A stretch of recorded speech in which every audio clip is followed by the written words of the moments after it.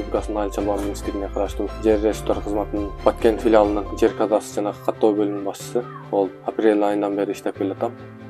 Бүгүнкү күндө биздин кылган жумуштарыбыз өтө жакшы болуп келатат буюрса.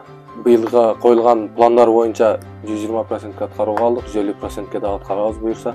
Калыбына келтирүү боюнча дагы өкмөт тарабынан курулган үйлөргө документтерди, техникалык паспорттарын берилди.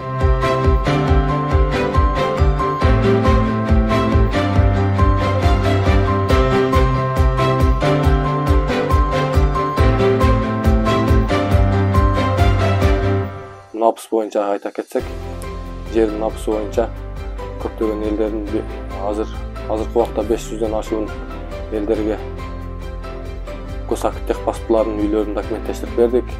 Алар дагы документтерин алып, санаттештирүү бардык документтерине ээ болду.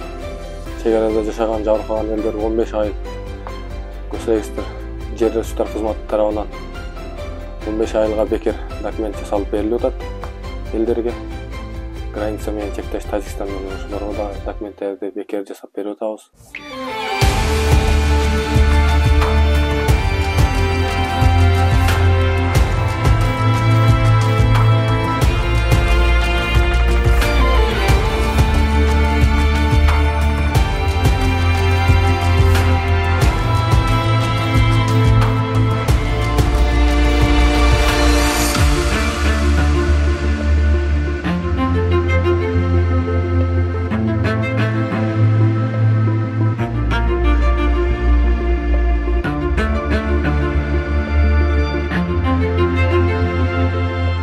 Быйылкы жылы биз заманбап мыкты жабдыктар менен камсыздалдык. Бул GPS аппарат менен мурдакы метрге караганда өлчөгөнгө удобный, анан так болуп калды. Жарандардын участоктарын өлчөп келип документ берип жатабыз азыркы учурда. Быйылкы жылы Phantom 4 RTK деген дрон менен камсыздалдык.